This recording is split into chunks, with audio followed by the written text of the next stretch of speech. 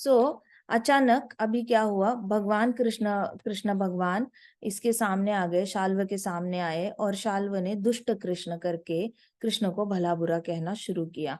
और फिर शाल्व ने एक बहुत बड़ा उल्का जो है वो कृष्ण की ओर फेंकी। कृष्णा ने अपने बाणों से उल्का को तोड़ दिया। अब उल्का इतनी ब्राइट थी, इतनी ब्राइट थी, ऐसे लगा जैसे हजारों हजारों ऐसे लाइट बल्ब्स इकट्ठे फूट रहे हो। ऐसे बहुत सारे फटाके आकाश में फूटते हैं, वैसे बहुत ज्यादा लाइट डार्कनेस में हो गई थी जब कृष्णा ने उल्का को फोड़ डाला। तो इससे शाल्व थोड़ा सा जो है वो डिस्टर्ब हो गया था, कि उनको ऐसा लग रहा था कि शाल्व के उल्का के अंदर तो पूरी द्वारका ही खत्म हो जाएगी, क्योंकि वो ऊपर जाकर ऊपर से वो प्लग करके लाया था। उल्का जो थी ऊपर, जो बहुत ऊपर होती है, वहां से उठा के लाया था। सो कभी कभी ऐसे होता है ना, लोग कहते हैं कि ये स्टीरॉइड गिरने वाला है, वो एस्ट्रॉइड ऐसे गिरने वाला है, उस पे गिरने वाला है। अर्थ पे एक एस्ट्रॉइड बहुत स्पीड से आ रही है, वो हमारे अर्थ पे अटैक करने वाली है। अर्थ का हो सकता है 2000 डैश डैश नंबर में अर्थ पूरी तरह खत्म ही हो जाए। सो ये सारा जो साइंटिस्ट कैलकुलेट करते हैं वो बिल्कुल सच है, उनके कैलकुलेशन सही है। लेकिन उनको ये नहीं पता कि ये जो उल्का का जो स्पीड वो कैलकुलेट कर रहे हैं, और किस स्पीड पे आ रही है, और किस स्पीड पे आने के बाद अर्थ पे वो गिर जाएगी और अर्थ हमेशा के लिए विनाश हो जाएगी, ये जो कंक्लूजन है, यहाँ पे साइंटिस्ट गलत जा रहे हैं। उन्होंने स्पीड अच्छे से काउंट कर लिया, टाइम भी अच्छे से काउंट कर लिया, लेकिन उनको पता नहीं है कि सब कुछ कृष्णा की मर्जी से चलता है। तो उल्का भले ही बहुत स्पीड से आ रही हो, but Krishna as a Garbhodakshayi Vishnu, Kshirodakshayi Vishnu, Mahavishnu बनकर हमेशा इंटरफियर करेंगे, ऐसा कोई अटैक अगर पृथ्वी माता पे हो रहा हो तो। मैं आपको क्यों बोलती हूँ कि अर्थ पे जन्म लेना बहुत बहुत ज्यादा जन्मों के बाद बहुत पुण्य का काम है। किसी ने पुण्य किया होना चाहिए जो पृथ्वी पे जन्म लेता है, वो भी मनुष्य शरीर में। अब उससे भी ज्यादा पुण्य होने चाहिए जो पृथ्वी पे मनुष्य शरीर में जन्म लेता है, और खासकर भारत भूमि पे जन्म लेता है, जो हमारा इंडिया है, नवद्वीप के आसपास। तो हमारा नवद्वीप जो है मायापुर है, उसके आसपास हम इंडियंस सारे यहाँ पे रह रहे हैं। सो जो भी नवद्वीप मंडल के सेंटर के आसपास जन्म लेते हैं, उनका पुण्य बहुत ज्यादा हाई होना चाहिए, तब भी जाके उनको इतना स्पेशल जगह मिल रही है, where they can not forget about Krishna and Shri Ram ji at all. भगवान के नाम उनके मन से, शरीर से जा ही नहीं सकते, जन्म से ही वो कहीं ना कहीं उनका हमेशा इसके साथ अटैचमेंट रहता है। अटैचमेंट ना हो तो अवेयरनेस रहती है और कानों पे पड़ता रहता है। सो पृथ्वी पे जन्म लेना हम बहुत लकी है, क्योंकि हमारा प्लैनेट पृथ्वी माता ही डिवोटी है कृष्णा की। सो ऑलरेडी हम डिवोटी के घर पे ही जन्म ले रहे हैं। मनुष्य शरीर में हम डॉग बन के आ रहे हैं, लायन बन के आ रहे हैं, एलिफेंट बन के आ रहे हैं, या कैमल बन के आ रहे हैं, हम डिवोटी के घर पे ही जन्म ले रहे हैं। कैसे? पृथ्वी माता ही डिवोटी है। तो हम बहुत लकी है। आप जाओ बाकी के ग्रहों में, सारे ग्रह तो ऐसे प्योर डिवोटी तो है नहीं कृष्णा के। वो ग्रह अपने ड्यूटी में लगे रहते हैं कि मैंने इसका बुरा करना है। राहु केतु देख लो, कहाँ है डिवोटी कृष्णा का? वो तो ग्रह हमेशा अलग अलग घर में जाते हैं, और जहां पे भी जाते हैं तो थोड़ी सी हलचल मचा देते हैं उस इंसान के घर में, और उसके हलचल मचा देंगे, लेकिन ऐसे इंसान को टच नहीं कर सकता राहु केतु। जहाँ पे कृष्ण का नाम लिया जाता है, भागवत कथा होती है, हरि नाम डेली लिया जाता है, वहां पे ये लोग कुछ कर नहीं सकते। तो सारे ग्रह लकी नहीं है जन्म लेने के लिए, लेकिन अर्थ पे जन्म लेने के लिए एक स्पेशल आपके पास ढेर सारा पुण्य होना चाहिए। इसलिए अपने आप को कभी कम नहीं समझना, ना ही पृथ्वी लोक पे जो जन्म ले रहे हैं, भले ही अलग अलग जाति में ले, अलग अलग उनके हैबिट्स हो, उनका बिहेवियर अलग हो, कैसे कुछ भी हो सकते हैं, उनको कभी नीचा नहीं देखना या फिर उनको बुरा नहीं समझना, क्योंकि पृथ्वी माता ने उनको ये दिया है। पृथ्वी माता ने अपनी कोख से उनको जगह दे दी है अपने ऊपर रहने के लिए। तो डिवोटी ने उनको ऑलरेडी एक्सेप्ट कर लिया, और कृष्णा रक्षण कर रहे हैं। तो उल्का गिर रही है, हर रोज उल्काएं गिरती है। इफ यू डोंट नो, 2000 से प्रेडिक्शंस आ रहे हैं कि एक उल्का आएगी 2005 पे, गिरेगी अर्थ पे, और अर्थ वो नहीं हुआ।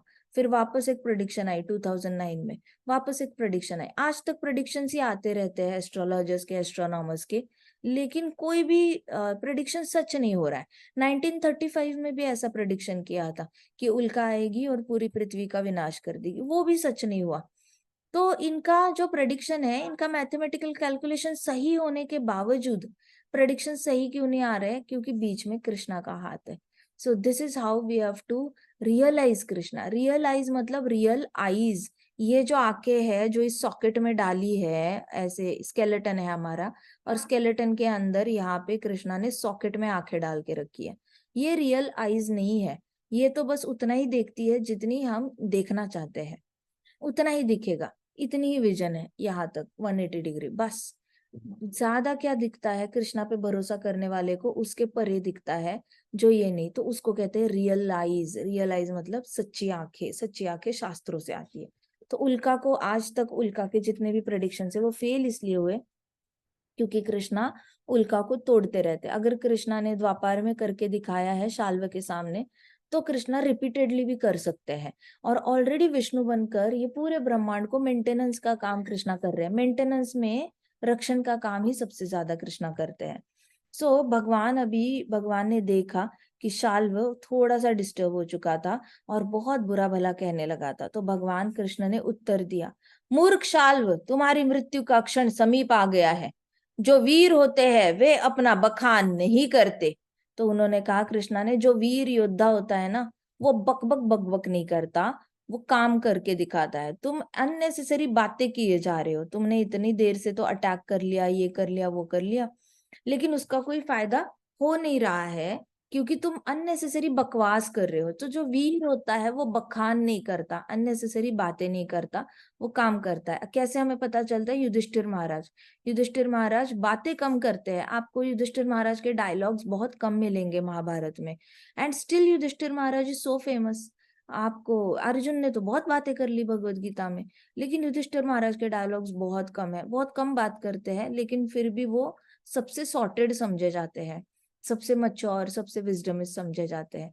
तो वैसे वीर योद्धा जो होते हैं वो बातें कम करते हैं, बखान कम करते हैं, बकवास कम करते हैं, ऐसे कहा कृष्णा ने। और तुम्हारा मृत्यु का समय पास आ गया है।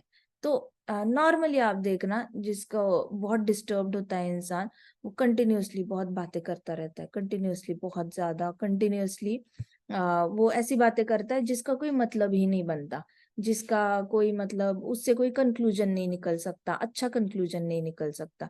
तो डरा हुआ इंसान, मन में डिस्टर्ब्ड इंसान हमेशा ज्यादा बातें करेगा। अब शाल्व को उल्का टूटने के बाद डिस्टर्ब हो चुका था, तो उसने और ज्यादा अपमान करना शुरू किया। इसलिए कृष्ण ने कहा कि वीर योद्धा अपने पराक्रम द्वारा अपनी दक्षता का प्रदर्शन करते हैं।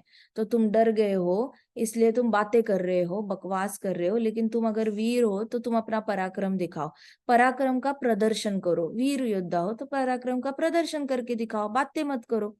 वैसे द्रौपदी वस्त्राहरण हुआ था तो सब लोग शांत शांत बैठे रहते थे, और अर्जुन ने मन में ही डिसाइड कर लिया था कि मैं पराक्रम से दिखा दूंगा इनको कि हम कैसे रक्षण कर सकते हैं अपनी पत्नी का।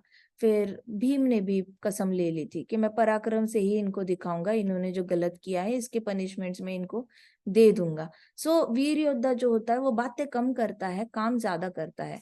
तो याद रखना हमेशा, जितना मौन व्रत रखेंगे, थोड़ा सा कम बातें करेंगे, कोशिश करना डेली लाइफ में। ऐसे तो कभी आपके घर पे गेस्ट आते हैं तो अच्छे से बात कर लेना, लेकिन जब कोई है नहीं तो कोशिश करना शांत रहो, अपना अपना हाथ में भागवतम रखो, पढ़ते रहो, पढ़ते रहो।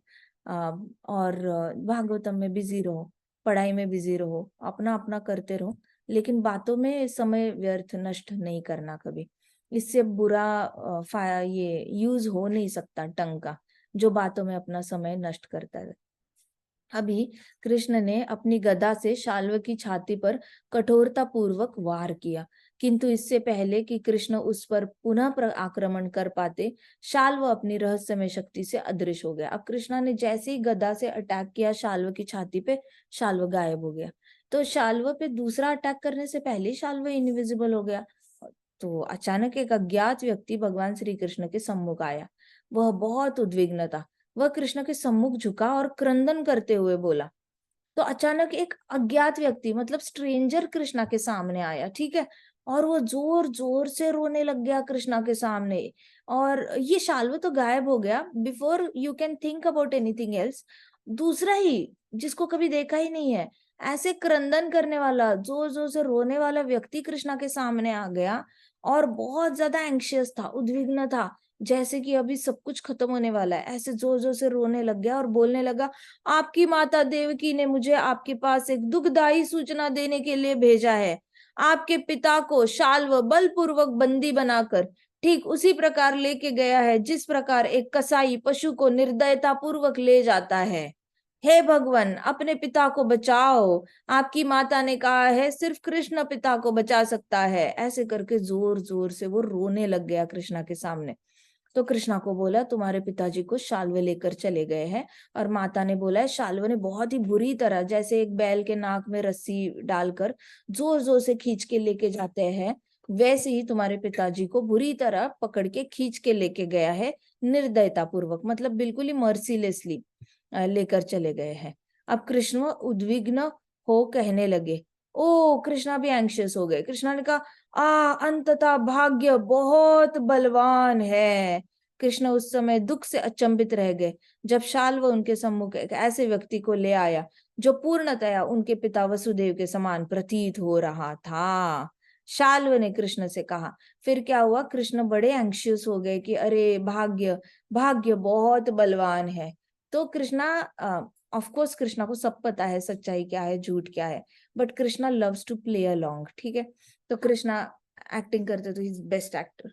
तो कृष्णा ने क्या किया कि कृष्णा ने बोला, भाग्य अत्यंत बलवान है, ऐसे किया। और शाल्व ने डिट्टो कृष्णा के पिताजी के कॉपी वाला एक बंदा अपने हाथ में पकड़ के लाया था और बुरी तरह उसके बालों को पकड़ के ऐसे, मतलब इधर उधर से खून निकला है ऐसे वाला उसका हालत करके कृष्णा के सामने ऐसे लाया था। और कृष्णा बड़े दुखी होकर ऐसे अचंभित हो रहे थे, शॉक हो रहे थे कि वो वसुदेव का ये हालत कर दिया एंड ऑल दैट। तो शाल्व ने कृष्ण से कहा, हे महामूर्ख कृष्ण, उससे पहले कि मैं तुम्हारे पिता का वध कर दूं, अंतिम बार उनके दर्शन कर लो। ऐसे करके शाल्व ने गले तक तलवार पकड़ ली। वो वसुदेव के रूप में जिस बंदे को, बहरूपीय को उसने किया था ब्लैक मैजिक से, तो उसके गले के यहाँ पे ऐसे तलवार पकड़ ली और कहा कि इससे पहले कि मैं तुम्हारे पिता का वध कर दूं, तुम जल्दी से उनका ऐसे दर्शन कर लो। ऐसे करके उसने पकड़ के श्री कृष्णा को धमकी दे दी, क्या तुम उनकी रक्षा करने की शक्ति रखते हो? क्या तुम्हारे पास उतना बल है कि तुम मुझसे लड़ाई कर पाओ और अपने पिता को बचा पाओ? तो शाल्व आया ही था यदुवंश को खत्म करने के लिए, तो उसका टारगेट डायरेक्ट कभी कृष्ण था ही नहीं। उसका टारगेट था कि मैं कृष्णा को ज्यादा दुखी करूंगा फैमिली को हर्ट करके। तो याद रखना कि ऐसे शाल्व बहुत होते हैं जो आपको हर्ट करना चाहते हैं फैमिली को हर्ट करके। तो इसलिए ऐसे शाल्व से बचने के लिए कृष्णा की शरण लेनी चाहिए, भागवतम की शरण लेनी चाहिए, क्योंकि कृष्णा ही ऐसे मुश्किल से बचा सकते हैं। द्वारकावासियों को कृष्णा ने ही बचाया है, बाकी कोई नहीं आया कृष्णा को बचाने के लिए। तो शाल्व नामक ऐसे प्राणी आते हैं जो परिवार का भला बुरा करने के लिए आते हैं। इनसे बचने के लिए डायरेक्टली शाल्व से लड़ने की जगह कोशिश करो कि जितना कृष्णा को प्रे करोगे, चैंटिंग करोगे, सिंसियर चैंटिंग करोगे, सिंसियरली भागवतम पढ़ोगे, आप पे ही कृष्णा ने रक्षण कर देना है पूरी फैमिली का। अब इसने क्या बोला कि देखो तुम्हारे पास शक्ति है या नहीं बताओ। तो अगले क्षण शाल्व ने अपने बंदी का सिर काट डाला। तो क्या किया शाल्व ने, जो बंदी बनाया था बंदा जो वसुदेव की तरह दिख रहा था, उसका सर काट डाला कृष्ण के सामने और मृत शरीर को अपने साथ विमान में रख लिया। सर काट के कृष्णा के चरणों में, कृष्णा के ऐसे पाँव के यहाँ पर उसका सर ऐसे गिर गया, रोल करके कृष्णा के पाँव के यहाँ पे वसुदेव जो बंदी बनाया था उसका सर कृष्णा के पाँव पर गिर गया। और जो शरीर था वो विमान पर लेकर वापस वो उड़ गया। तो कृष्णा ऐसे देख रहे, उद्विग्न हो गए। कृष्णा दयनीय मुद्रा में चिल्ला उठे। कृष्णा एकदम ऐसे बहुत ज्यादा ऐसे दया और बुरा लग रहा था उनको। ऐसे कैसे संभव हो सकता है? मेरे भाई श्री बलराम पूरी द्वारका नगरी की रक्षा कर रहे हैं तथा बलराम जी को पराजित करना किसी के लिए भी संभव नहीं है। शाल्व के लिए संभव नहीं कि वह नगर में प्रवेश करके मेरे पिताजी को बंदी बना ले। मुझे बलराम पे, श्री बलराम जी पे पूरा भरोसा है। ऐसे करके कृष्णा ने, फिर बहुत ज्यादा बुरा लग रहा था, रोते रोते कृष्णा ने कहा कि ऐसे कैसे हो सकता है कि श्री बलराम जी जिस द्वारका का रक्षण कर रहे हैं उसी द्वारका में मेरे पिताजी को किडनैप किया जा रहा है। फिर कृष्णा ऐसे ऐसे रोने की एक्टिंग करने लगे और फिर कृष्णा हा करके हंसने लगे। तो कृष्णा ने शाल्व को एक बहुत अच्छा वो भी खेल रहा था, कृष्णा भी उसके साथ खेलने लग गए। सो नॉर्मल क्या होता है ना, भक्त लोग जल्दी नाराज हो जाते हैं, कोई उनकी मजाक उड़ाता है, तो भक्तों के पास, जिस भक्त के पास ह्यूमर नहीं होता, ह्यूमर मतलब ह्यूमर को क्या कहते हैं हिंदी में, मजाक, मजाक समझने की आकलन शक्ति नहीं होती, तो किसी ने उन पे मजाक उड़ाया तो वो बहुत जल्दी से नाराज हो जाते हैं कि मुझे ये कहा, मुझे वो किया। तो क्या बताना पड़ता है, मजाक में कहा है, ऐसे कोई सीरियसली तो बोला नहीं था, वो मजाक कर रहे थे। लेकिन किसी किसी के पास मजाक की, मजाक समझने की आकलन शक्ति नहीं होती, इसलिए उनको मजाक सहना पड़ता है, और उनको लगता है कि भरी सभा में मुझे मेरा मजाक बना दिया गया।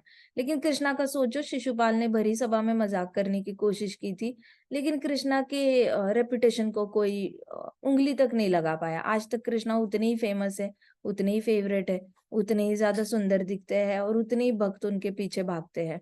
करोड़ों करोड़ों भक्त उनको हर जगह, जहाँ पे भी बड़े बड़े टेम्पल से दर्शन करने के लिए दूर दूर से आते हैं। सो कृष्णा उतने ही पॉपुलर है, शिशुपाल इतना बुरा भला बोल कर भी कृष्णा का बुरा नहीं कर पाया।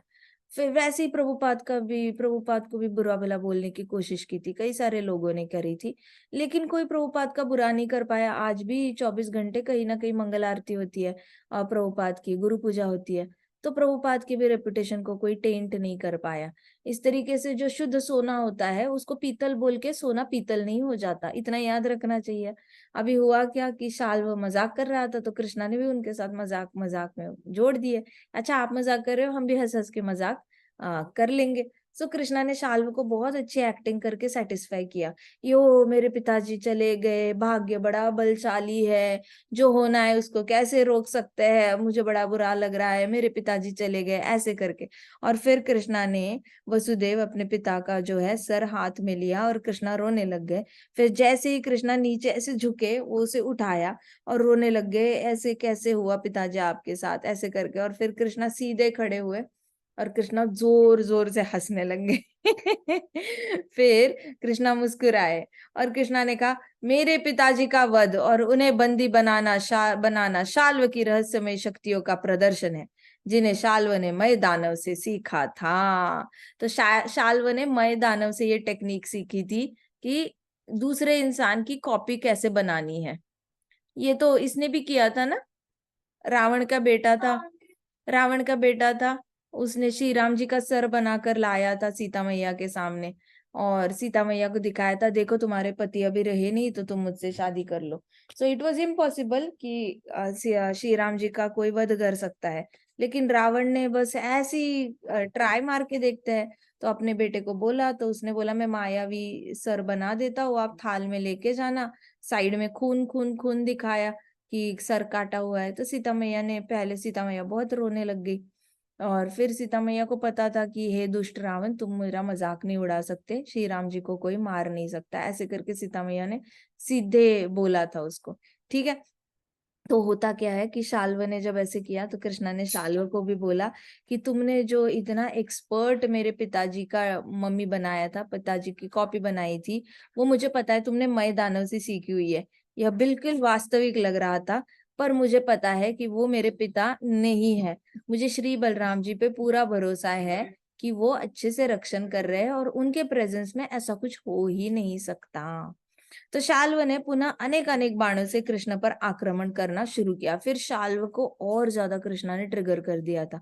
शाल्व इतना बौखला गया कि शाल्व कंटिन्यूअसली कृष्णा पे अटैक करने लग गया, और कृष्णा पे अटैक करने लग गया। भगवान श्री कृष्ण ने अपनी अपार शक्ति से सारे बाण तोड़ डाले, और शाल्व को वही बाण कृष्णा ने उल्टे करे। फिर जो बाण आ रहे थे कृष्णा की ओर, तो कृष्णा ने क्या किया, वही बाणों को ऐसे उल्टा घुमाया और शाल्व की ओर ऐसे फेंक दिया। तो सारे बाण जो है शाल्व को घायल करने लग गए। तो शाल्व ने भेजे हुए बाण ही उसके ऊपर आए और शाल्व को घायल करने लग गए। तो महाराज कहते थे कि आप जब दूसरे का बुरा करने की सोच रहे होते हो, माइंड में स्ट्रैटेजी बना रहे होते हो कि मैं ऐसे करके इसका बुरा करूंगा, मैं इसके बारे में ऐसे बोलूंगा और उसका बुरा करूंगा, मैं इसके बारे में ऐसी बातें फैलाऊंगा, मैं, इसने ऐसा गलत बोला है तो मैं जाके इस इंसान को बताऊंगा और उसकी बुराई करूंगा एंड ऑल दैट। सो जब आपके मन में ये सब कुछ मैथमेटिक्स चल रहा होता है, ऐसे सारा प्लान चल रहा होता है, तो आपको ऑलरेडी बुरा हो चुका होता है। कोई ऑलरेडी पीछे जाकर आपके बारे में बुरा बोल रहा होता है।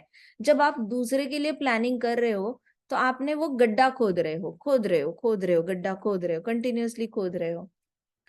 तो खोदते-खोदते आप भी उस गड्ढे में नीचे हो और आप गड्ढे को खोद के ऐसे मिट्टी बाहर फेंक रहे हो। खोद रहे हो, मिट्टी बाहर फेंक रहे हो, तो धीरे-धीरे वो गड्ढा डीप हो जाता है और आप मिट्टी बाहर फेंक रहे हो। तो आप पहले गड्ढे में हो, अब आपको गड्ढे से बाहर निकलना होगा, फिर दूसरे का कॉलर पकड़ना होगा और उसमें ढकेलना होगा। It is so much of efforts. पहले तो माइंड में प्लानिंग करो, स्ट्रैटेजी बनाओ, फिर उसका कॉलर पकड़ो और उसको डालो। इसका मतलब पहले मन में सारा सोचो, सोचो, सोचो, फिर अलग-अलग लोगों को ढूँढो, किसको जाके मैं इसकी बुराई कर सकता हूँ, जिससे कि ये बात ज़्यादा फैले। और फिर उसको जाकर बताओ, बताओ, बताओ। उनको जाकर बताया, फिर वो लोग आएँगे, आएँगे, आएँगे और फिर वो ऐसे उसको गड्ढे में डालते जाएँगे, उसके बारे में बुरा बोल के। सो वो करने से पहले तो आप ऑलरेडी गड्ढे में थे ना, आपको खुद ही गड्ढे में जाना पड़ा। तो वैसे क्या हुआ कि शाल्व जो है, शाल्व ने बहुत सारे बाण कृष्णा की ओर भेजे, लेकिन शाल्व को पता ही नहीं था जो वो कर रहा है, कृष्णा को बाण फेंक रहा है, वही बाण उसको लौट कर आने वाले हैं और उसकी बुराई करने वाले हैं। तो बुरा बोलने वाले को पता नहीं होता कोई उसका बुरा बोलने वाला है। बुरा करने वाले को पता नहीं होता कि कोई उसका बुरा करने वाला है। ए का बुरा करने जाते हो तो बी, सी, डी, ई, एफ खड़े रहते हैं बुरा करने के लिए। ऐसा ज़रूरी भी नहीं बी, सी, डी, ई, एफ उसके दोस्त हो। है भी कहीं से भी आ जाएँगे ब्रह्मांड से, पिछले जन्म का अकाउंट सेटल करके आ जाएँगे। लेकिन आएँगे और वो हमारा बुरा करेंगे। सो बुरा सोचने वाले का और बुरा करने वाले का, दोनों का ऑलरेडी बुरा कहीं न कहीं ऑलरेडी हो रखा होता है। बस टाइम सेपरेट करता है उसको। 1 हफ्ते बाद होगा, 1 साल बाद होगा, हो सकता है 100 साल बाद हो सकता है 1 लाख साल बाद हो, लेकिन वो फिक्स्ड है, फिक्स्ड है। उसका कुछ ना कुछ तो होगा ही होगा बुरा। तो शाल्व के सारे बाण शाल्व को घायल करने लग गए। जिस बाणों पे शाल्व को इतना गर्व था ना कि वो पूरी द्वारका को खत्म कर सकता है, उसको अपने बाण जब झेलने पड़े तो उससे जख्म सही नहीं गई। बहुत ज्यादा खून गिरने लग गया शाल्व की बॉडी से, जिससे उसका कवच फट गया, पूरी तरह कवच फट गया। शाल्व के बाण ही इतने ज्यादा स्ट्रांग थे, तो शाल्व का जब वही बाण उसके ऊपर उसी स्पीड से कृष्णा ने रिडायरेक्ट किए, तो उसके कवच फट गया शाल्व का और कवच से खून निकलने लग गया। कवच के अंदर से स्किन पे लग के उसमें से ऐसे लग रहा था जैसे कवच से खून निकल रहा है। तो धनुष तथा आभूषण टुकड़े टुकड़े हो गए थे, जितना भी धनुष था उसके हाथ में, जितनी ज्वेलरी पहनी थी, सब कुछ टुकड़े टुकड़े हो गया था, इधर उधर बिखर गया था। लेकिन अभी शाल्वा ने कमांड छोड़ी थी कि उसके एरोप्लेन से बाण निकलेंगे। तो एरोप्लेन से बाण निकल रहे थे, शाल्वा का धनुष टूट गया था, लेकिन एरोप्लेन से जो बाण निकल रहे थे वो कृष्णा ने बस अपना हाथ ऐसे करके रीडायरेक्ट करे थे। रीडायरेक्ट करे थे तो विमान के सारे बाण उसके पास आने लग गए थे। तो शाल्व बहुत ज्यादा बिखर गया, वो बिखर गया, इधर उधर भागने लग गया कि वो कैसे बचे, अपने बाणों से ही कैसे बचे।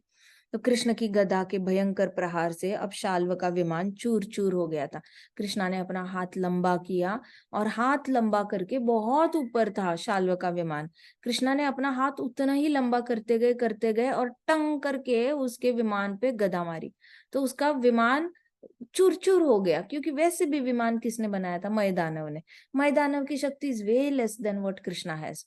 तो कृष्णा के लिए तो बस ऐसे घंटी बजाने वाला काम है, टंग करो और पूरा उसका विमान जो है वो खत्म हो जाए। तो कृष्णा ने पूरा विमान ही तोड़ दिया और उस विमान के टूटने के अभी क्या हुआ, विमान चूर चूर हो गया और समुद्र में गिर गया। तो अभी रिसेंटली एक ये थे ना, कौन होता है वो जो पानी के नीचे से निकाल के लाते हैं चीजें, आर्कियोलॉजिस्ट होता है ना। सो ये आर्कियोलॉजिस्ट होते हैं, उनको ऐसे हमारी जो द्वारका नगरी है जहाँ पे डूबी थी, वहां पे उसी एरिया में उनको एरोप्लेन्स मिले थे। तो सबने ऐसे सस्पेक्ट किया था कि कृष्णा के पास एरोप्लेन्स होंगे और कृष्णा ने द्वारका में एरोप्लेन्स को भी नीचे ये कर दिया होगा। तो वो बड़े जो एरोप्लेन के पार्ट्स मिले थे, अलग अलग पार्ट्स मिले थे, वैसे भी इसका लोहे का था विमान जो मय दानव ने बनाया था। तो समंदर में जो लोहे का विमान गिरा हुआ मिला है द्वारका में, वो एक्चुअली कृष्णा लोहे के विमान पे जाते ही नहीं थे। तो कृष्णा ने अपना लोहे का विमान, कृष्णा के पास पहले तो लोहे का विमान हो नहीं सकता, कृष्णा चढ़ेंगे तो सोने के रथ पे ही चढ़ेंगे, and Krishna doesn't require aeroplane at all. तो उनके घोड़े ही बहुत अच्छे से दौड़ते हैं। तो ये जो पानी में गिरा हुआ विमान मिला था, लोहे के पार्टिकल्स मिले थे, बड़े बड़े ऐसे पार्ट्स मिले थे, जिसको देखकर ही पता चल रहा था कि ये कोई विमान है, और उसके अंदर ऐसे बड़े बड़े होल्स मिले थे। तो वो होल्स इतने डायमीटर के थे, ऐसे बड़े बड़े। तो उससे पता चलता है कि जो शाल्व जो बाण भेजता था, वो कोई ऐसे स्टिक वाले पतले पतले बाण नहीं थे। उसके बाण ही इतने मोटे मोटे लोहे का था होता था, और उसके सामने बहुत तीक्ष्ण होता था। तो उसकी जो डंडी है वो इतनी मोटी पाइप की तरह होती थी, और उसके सामने तीक्ष्ण ऐसे एरो वाला होता था। तो वो डायमीटर को देख के, ऐसा एरोप्लेन है और उसके आगे ऐसे ऐसे होल बने हुए, बड़े बड़े होल बने हुए हैं। तो अंदर अंदर तक डीप होल है उसके। तो उसको देखकर हमें पता चलता है कि शाल्व का जो विमान है वो समंदर में टुकड़े टुकड़े होकर गिर गया था। तो उसके टुकड़े किसने किए थे? कृष्णा ने किए थे। तभी वो टुकड़े टुकड़े नीचे गिरे, और आज आर्कियोलॉजिस्ट को कभी इधर पार्ट मिलता है, कभी उधर पार्ट मिलता है, लेकिन मिलता है द्वारका नगरी के आसपास ही मिलता है। तो वहां पे बहुत सारे पार्ट्स मिलते हैं, ऐसा नहीं कि सिर्फ द्वारका मिली है, लेकिन एरोप्लेन के पार्ट्स भी मिले हैं। तो ये कथा जो है, जो लीला हम कर रहे हैं, ये ओरिजिनली हुई है। ये साइंटिस्ट को प्रूव करने के लिए उनको इस पे भरोसा हो जाता है। हमें तो जरूरत होती नहीं, लेकिन उनको भरोसा करने के लिए ये शास्त्र उनको मदद करता है। तो कृष्णा की गदा से उसका विमान टूटा और समुद्र में गिर गया। अब विमान के टूटने के पहले ही अप्रत्यक्ष रूप में शाल्व ने सूखी धरती पर सुरक्षित छलांग लगाई। अब उसने क्या किया? द्वारका में उसने सूखी धरती पर जंप किया और अपना विमान उसने पानी में गिरने दिया। तो शाल्व जब अत्यंत तेज गति से कृष्ण पर आक्रमण करने हेतु दौड़ा, तो कृष्ण ने उसका हाथ कट कर दिया। तो शाल्व बहुत जोर से दौड़कर गदा से कृष्णा के ऊपर अटैक करने आ रहा था, दौड़ते दौड़ते, कि कृष्णा को मार डालूंगा। उसी हाथ पे कृष्णा ने जो है तलवार चलाई और शाल्व का हाथ तोड़ डाला। गदा सहित जो है वो शाल्व का हाथ नीचे गिर पड़ा, और शाल्व अभी बिना हाथ का, बस एक हाथ के साथ कृष्णा के सामने दौड़ रहा था, और दूसरा हाथ गदा के साथ ऐसे नीचे गिर गया था। फिर शाल्व ना रुके। अब कृष्ण ने अपने दैदीप्यमान सुदर्शन, शाल्व फिर भी भाग रहा था दूसरे हाथ के साथ। तो दूसरे हाथ के साथ वो भागते हुए कृष्णा के पास, उसका प्लान था कि मैं बुक्का मारूंगा कृष्णा के छाती पे। लेकिन वो कृष्णा के पास पहुंचता इससे पहले कृष्णा ने अपना सुदर्शन चक्र निकाला, और सुदर्शन चक्र निकाल के जब सुदर्शन चक्र शाल्व की ओर फेंका, तो वह चक्र पर्वत के पर उद्दीप्त होते लाल सूर्य के समान प्रतीत हो रहा था, और कर्ण फूलों एवं शिरस्त्राण सहित उसके प्रहार से शाल्व का सिर धरती पर गिर पड़ा। तो कृष्णा ने सुदर्शन चक्र से शाल्व का गला काट डाला था। तो जिस तरीके से शाल्व ने कृष्णा को फूल बनाया ना, कि मैंने तुम्हारे पिताजी का गला काट डाला है, वो सोचना ही अपराध है। भगवान के पिता के बारे में आप ऐसा सोच रहे हो, फिर कोई ऐसे डॉल बना के ला रहे हो और भगवान को डराने की कोशिश कर रहे हो। आपको क्या लगता है भगवान देखते रह जाएंगे? इतना बड़ा पाप करोगे तो। कृष्णा ने तो पनिश करना ही था, तो उसी तरीके से उसको पनिश किया, सुदर्शन चक्र से उसका ही सर काट डाला। जबकि शाल्व के सैनिक हाय हाय हाय हाय करके चिल्लाने लग गए। देवताओं ने कृष्ण के ऊपर फूल बरसाना शुरू किया उसी क्षण। अभी हाँ, आगे की कथा हम बाद में करते हैं, ठीक है। ग्रंथराज श्रीमद् भागवतम की जय। श्रील प्रभुपाद की जय। श्री श्री राधा श्याम सुंदर की जय। श्री श्री कृष्ण बलराम की जय। वृंदावन धाम की जय। समस्त भक्त वृंद की जय। हरे कृष्णा कृष्णा कृष्णा हरे हरे, हरे राम राम राम हरे हरे।